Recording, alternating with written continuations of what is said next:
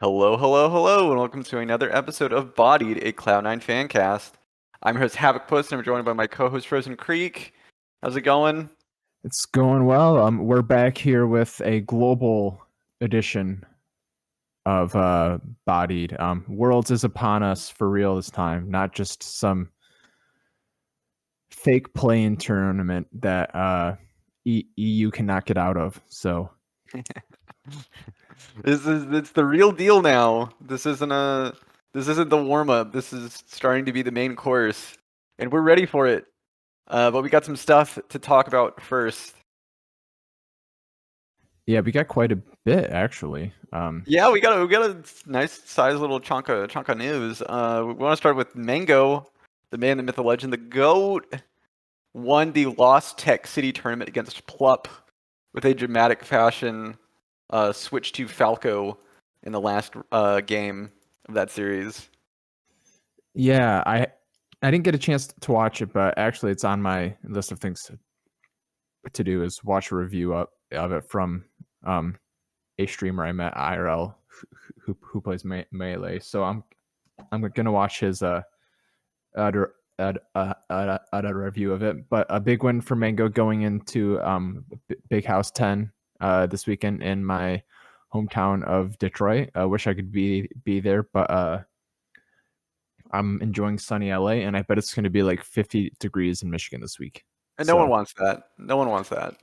Mango does, because he's going to win it again. It's good to see him win a tournament. I think for the past couple tournaments he was kind of struggling to break on through to the winner's circle. But him winning Lost, I'm not sure how big Lost. I guess like any Smash tournament at this point's a big deal. Yeah, HBox was there, so was Plup. There were all of the big names too. Yeah. Okay, that's good. I'm glad that he won. I think it shows that even for how old Mango is, he's still got it, and he can win a championship when he really turns it on. He's still the GOAT. He's still the GOAT. You call him old, but for some reason he's probably younger than us. I don't think so. Hold on. Now I have to look. Yeah, we no way. He's 30. Oh, wait. Oh my God, he's as old as me. He's less than a month older than me. I hate this. I'm technically no. Wait, he is older than me. He was born in December of 1991. He's gonna be 31 this year. A few months older than me. He's older than me by just under a month. That's cool. Just suck it, Mango. Well, that was kind of a depressing fact that Smash players just as old as you and accomplishing more than you'll ever will. Anyway, well he's gonna have to retire soon from his job and not have any career skills. That you're gonna career skills when you've saved up all that money, all the prize money for 40 more years, 30 more years. More like 15. I'm not doing long-term employment. Good. As you shouldn't. As I shouldn't. Retirement's supposed to be I have a girlfriend in my life, not when I'm like 60 and can't do anything. Yeah, I have a girlfriend who's gonna be rich, I hope. So yes, be the house husband that you want to be. That's all I'm good at. Yes. Anyway, we got CS:GO news. We said this is a global podcast today. And while it was meant as a world's joke, it also applies to CS:GO, who are in the Road to Rio qualifiers to qualify for the major. Yeah, we did place top 4 in the previous event that we were at, the ESL playoffs. We placed top 4 in that. We lost to Liquid in the semifinals. Yeah, we lost them twice. Yeah, we lost them twice. Inferno is not our best map. We did have a really sick game against them on Ancient where we were down like 12-3 and then we came back and won. Damn, I only watched the last like 10 rounds of the last map, so I missed the good part. Yeah, you missed the good part. But they I think top 4 is okay. We're still like a top 5. We're like ranked like around the top 5, top 6 in the world, which is still pretty good. We did beat B8 in G2 in the Road to Rio qualifiers. And we play Yeah, NIP suck at next. G2. Oh, what was that? Yeah, suck at G2. Yeah, suck at G2. But we play NIP next, and I believe we just need one more qualifying win in a best of 3 to qualify for the event. I think. Yes, I'm not Okay. entirely sure how it's set up, but it is a Swiss arrangement, It's a Swiss arrangement. Okay. Swiss style tournament thing. So we won our first 2 rounds. I'm assuming we'll get at least two shots at it at our best of 3. So it's looking good, and I think we should qualify. I would have to Yeah, imagine. I don't imagine we'd have an issue qualifying. We've been playing really well. Even like our rougher games or our losses to Team Liquid, it looks like we've been pretty solid. Especially Exile. Exile's been just crushing it. So I think we should qualify pretty easily. And I look forward to seeing that. So that's all for CS:GO. We have some Valorant news, which is actually much more exciting. We have potentially not only our 5th man, but our head coach. It was announced yesterday that James IRL, who was our head coach, has departed from the team. There is rumors that we were picking up the guards coach MCE. I'm not sure if it's MCE or just Mickey, because it's No spelled clue. weird. But we're getting him, as well as our 5th player is rumored to be Zelsis. I'm gonna assume it's MC, like a DJ. It's probably, you're right. It's probably MC. That makes like a much more DJ. sense. And I feel like that's a really good pickup for coach, since the guard came out of literally nowhere in like a week and Yeah, they became like a top team. dominated Yeah.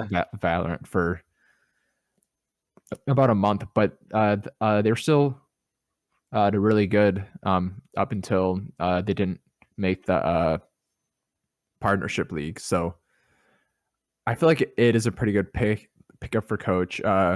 James IRL did well in his spot, but it felt like maybe they underachieved a little bit. So hopefully this coaching change can help us solidify the pickups of Zelsis and I don't know whatever it is. Yeah. I think this is a good addition to coaching. I think we're really taking an opportunity with this whole roster shuffle to really get our team back up to kind of where it was since Zeta and Autumn both left the team. I'm really curious how Zelsis will fit in. Everyone was saying how they much prefer Trent, which I can understand, but Zelsis seems pretty good as well.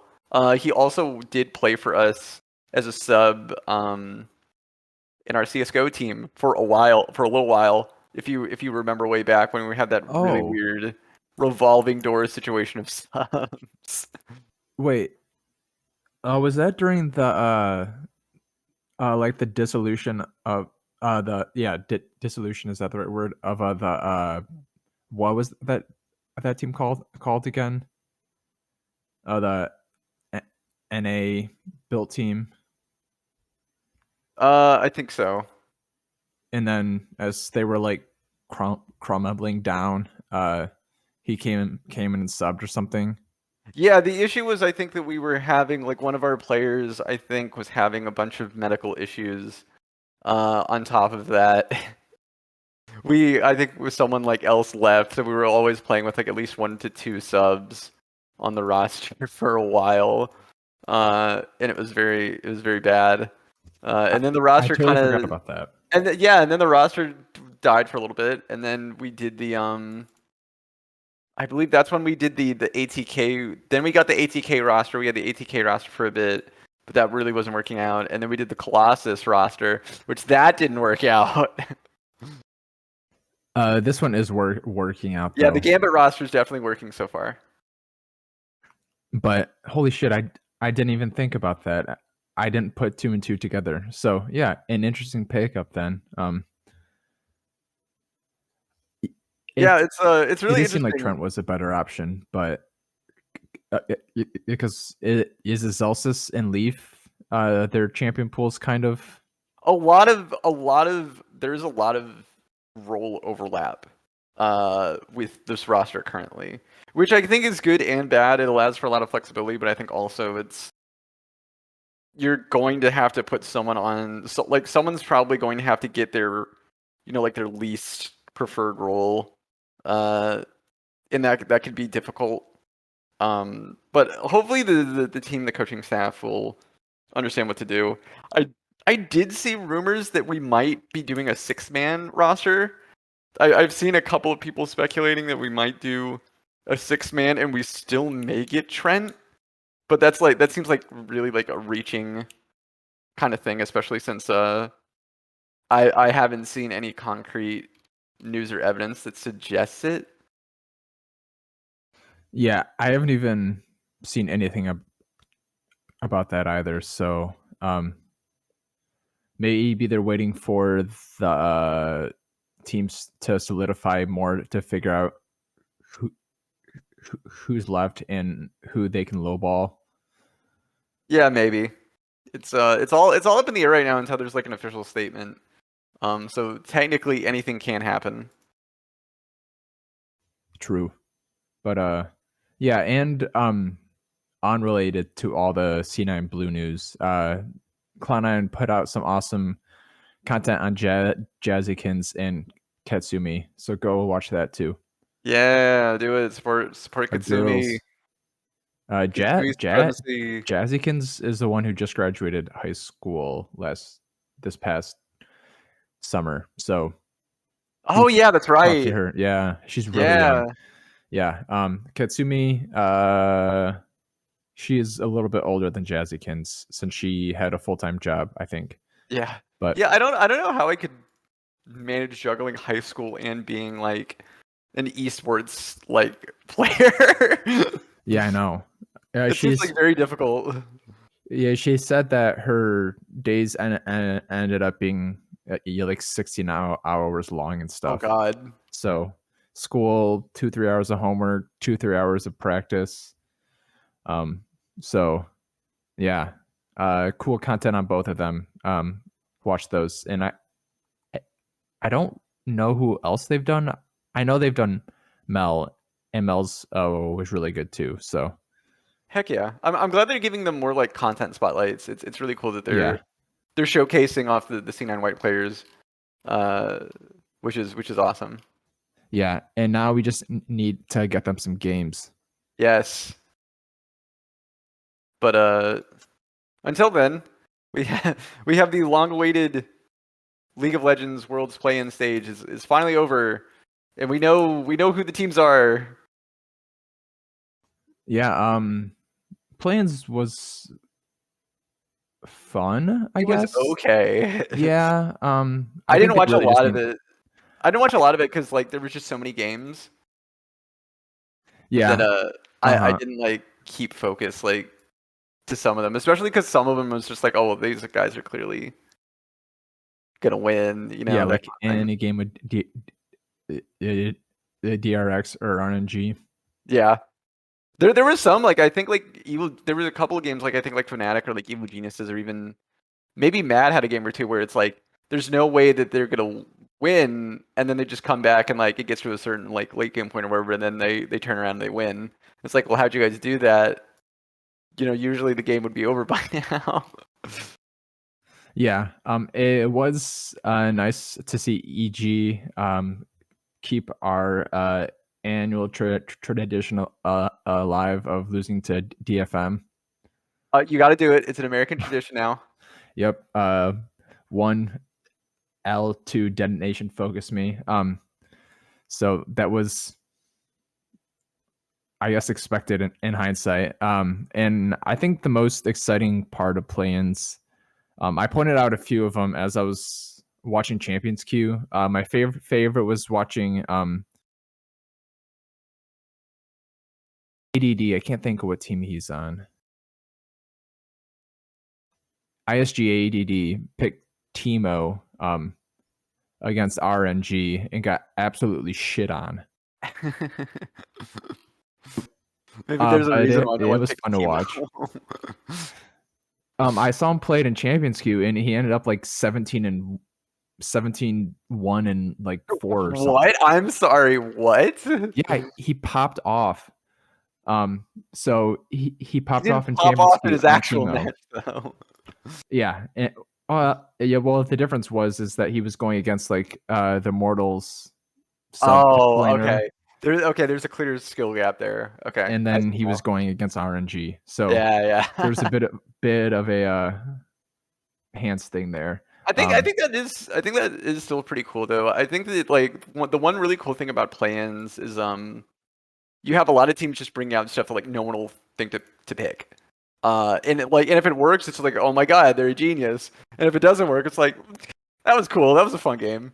So it's like no one really feels bad, I think. Plus like I feel like the other like the lower regions, kind of like I think maybe have to do it in a sense just because it's like, well, we have to do something to like get wins, and sometimes that's just you gotta pick something crazy and see how it works.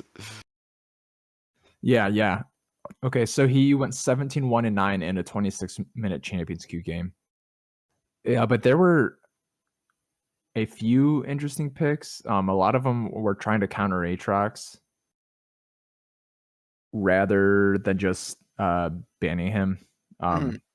Jojo pulled out Set mid. Okay. There wasn't too much, but there was some fun stuff. Some Soraka. I'm trying to think, but no. I think they just need to eliminate plans at this point. I think it's still necessary. I I don't. kind of like it. I think especially since we have a lot of teams and you kind of need to get it down, and I don't know, you kind of have to. I don't know. Yeah, but it's so there were 6 teams in a group, I think. So each team plays 5. That's a lot of, or yeah, it was 4 days of 8 games. So 32 games plus 2 tiebreakers. That's 34 plus 2 best of 5s for the first knockout, and then 2 more best of 3 best of 5. No, 2 more best of 5s for the knockout, and then 2 more to go into groups, which is just way too many games to waste playing Chiefs versus Loud Gaming. When you can just put them in groups and watch them get feast it on instead. Yeah, true. In a group rather than against each other. Yeah. It feels like wasted games that could be used for No, yeah, more, that's understandable. I for think they more could maybe fun. do like a thing of they could maybe do a compromise where they just have like a nice like exhibition tournament before the actual worlds where you just have a bunch of teams that weren't able to make it have their own little, tiny thing. That is a better idea. I've always been interested in seeing how like the second and third tier of LCS teams match up against like EU and stuff. Yeah, I think that'd be really cool. So something just for fun that is in like one random week at a weekend during the split. Like the Rift Rivals was. Mhm.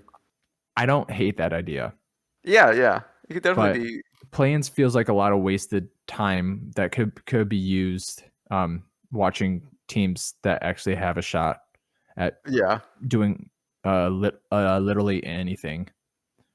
Yeah, I could definitely agree with that. Because like all we got out of it was RNG, DRX, Fnatic, and EG. After all Yeah, those games, and those are like the teams that like everyone expected to be there anyway. yeah, exactly. So, seeing Saigon Buffaloes play a couple more games against better competition would have been fun. So I something has to be done. At some point, I can see that.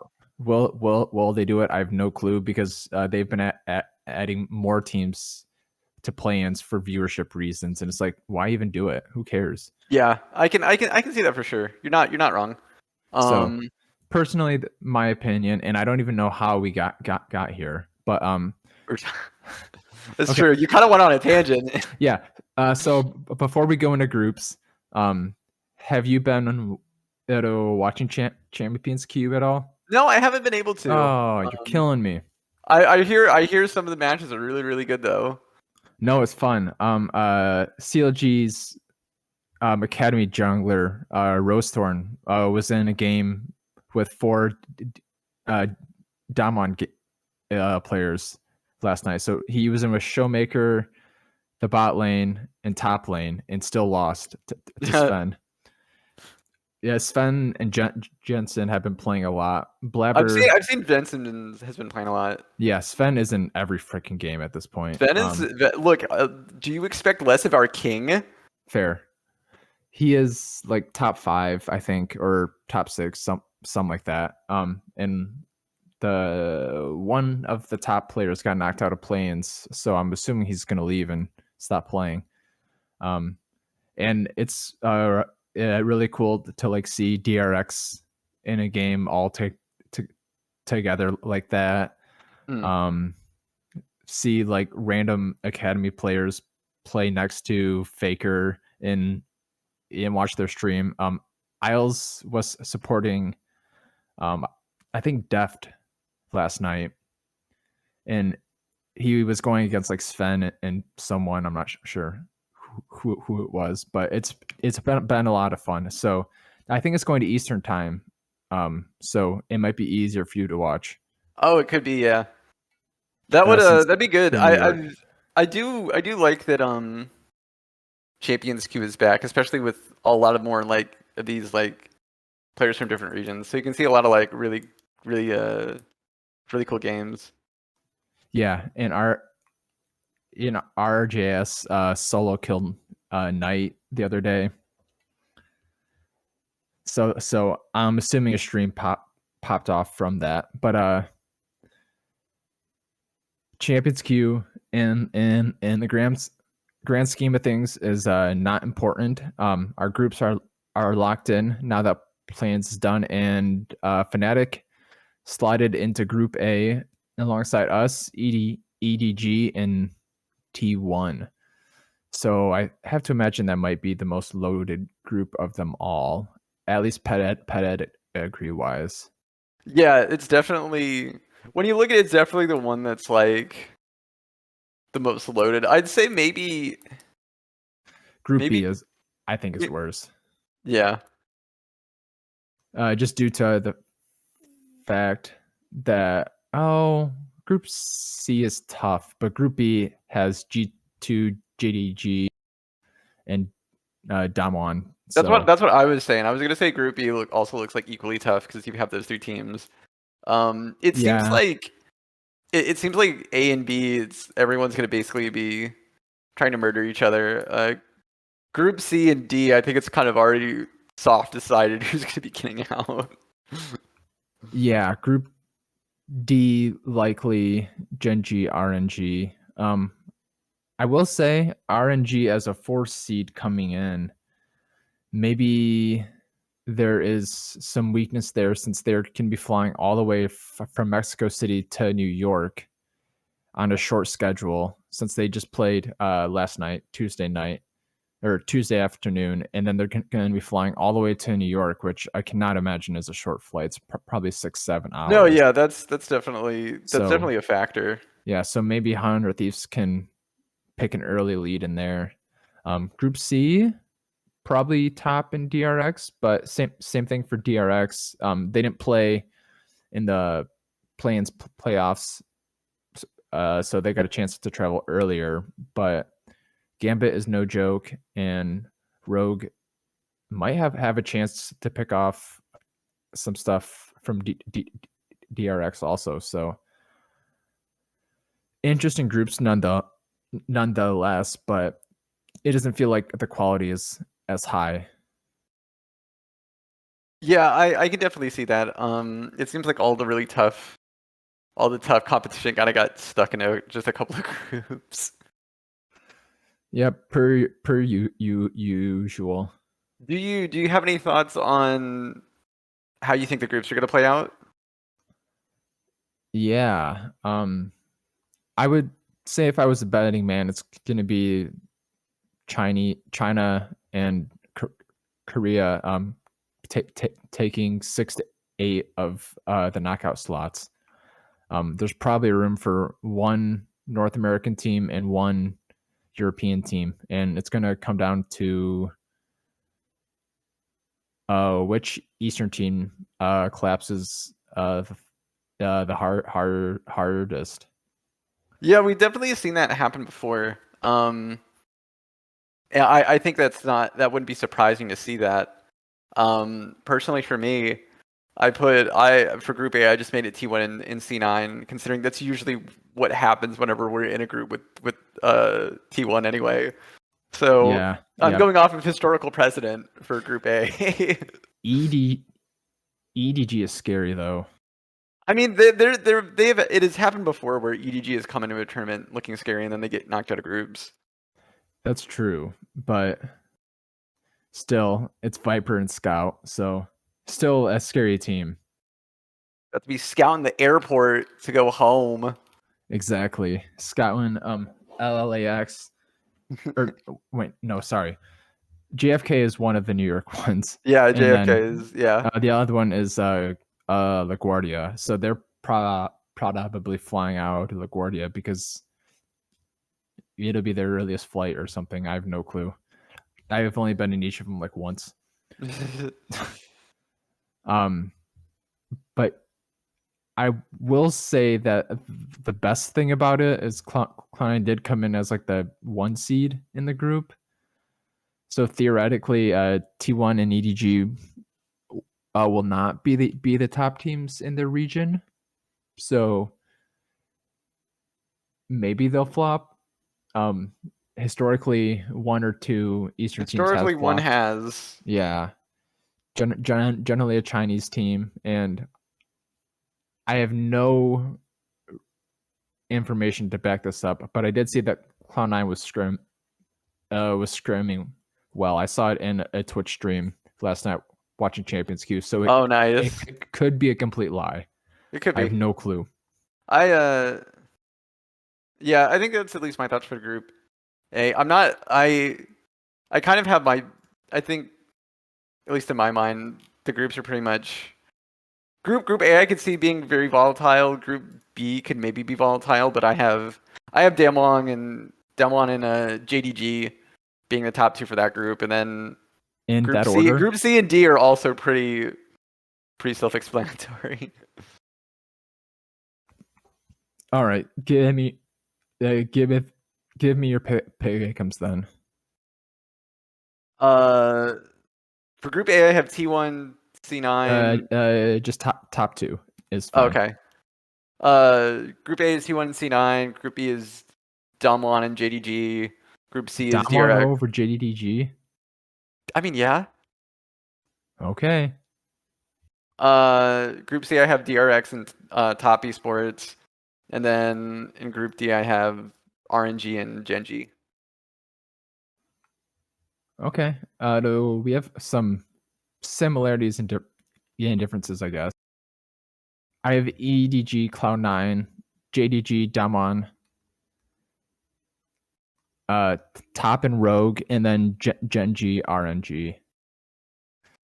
Out of curiosity, who did you pick for who's going to win it all, and who's going to die the most out of which? Oh, in the crystal ball part. Yeah. Let's see. I put T1 winning worlds. See, in terms of who is gonna die the most.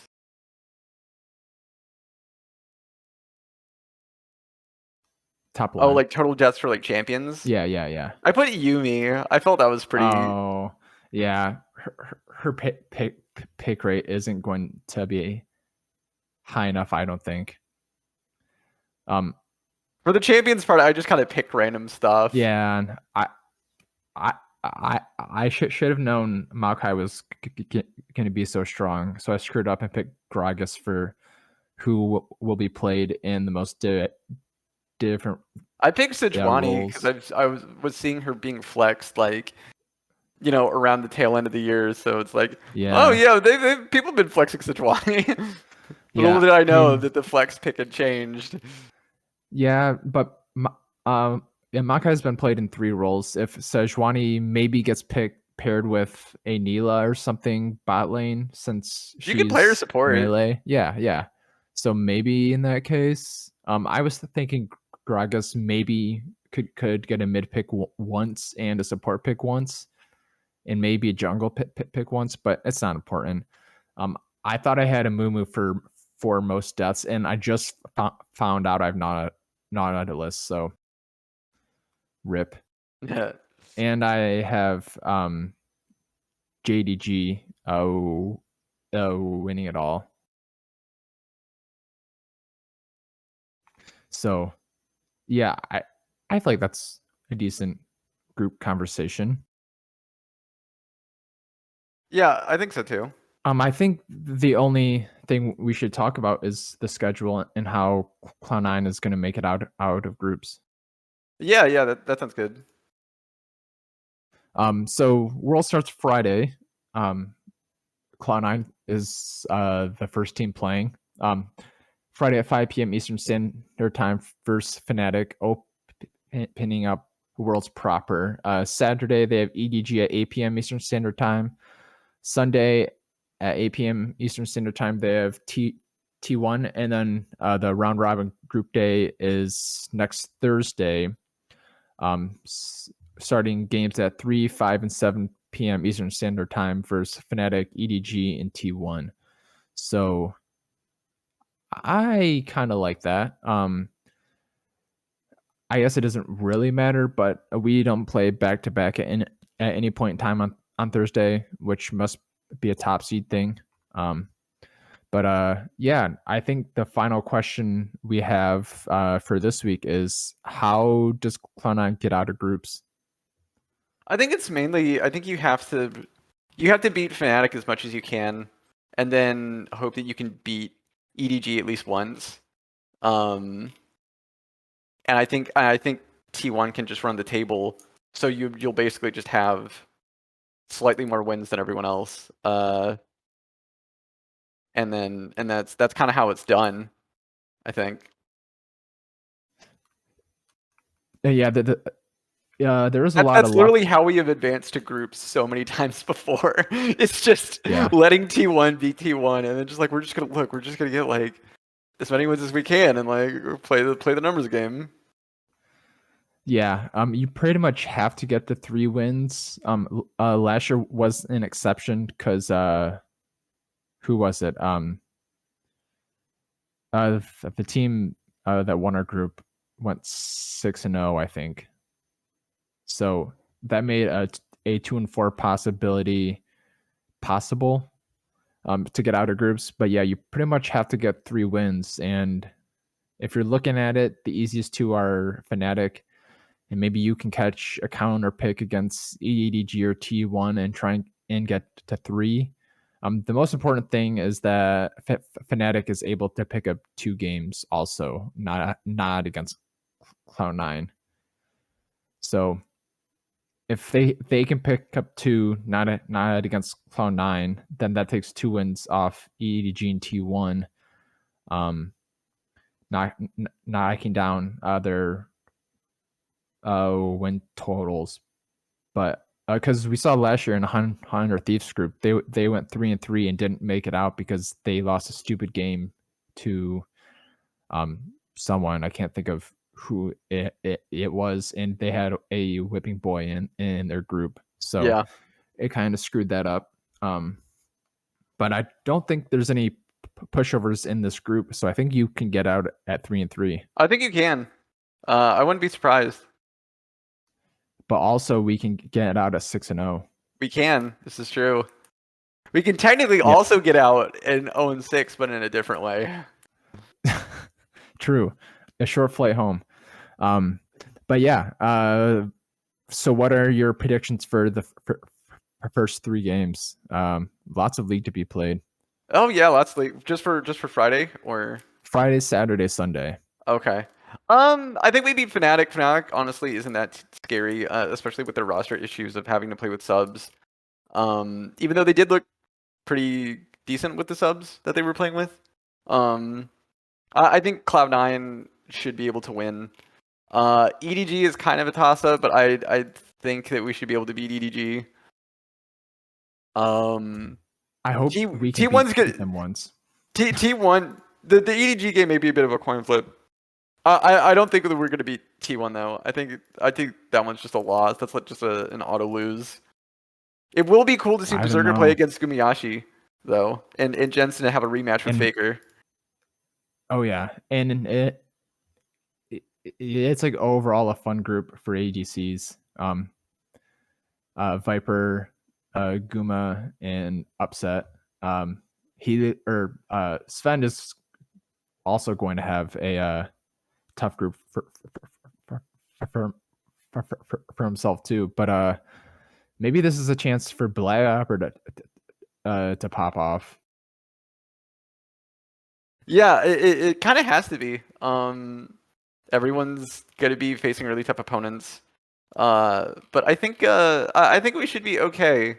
Everyone was playing really, really well in the playoffs, and I think that we can transition that over to the group stage. Yeah, it's also going to be interesting to see if Cloud9 has a counter for Aatrox again. They had a counter for some days Aatrox, but these top laners are built a little bit differently than NA Someday is. So whether that's just a simple ban hammer or if they're comfortable counter picking into it, it's going to be fun. But yeah, I think that's about it for this week. Yeah, I think so too. Thanks for listening, everyone. Be sure to follow us on Twitter at Bodied. Also follow us on YouTube. And enjoy Worlds, and we'll see you again next time. Yeah, enjoy the best time of your groups at Worlds, where the chaos never stops. And we will talk to you after round 1. Bye.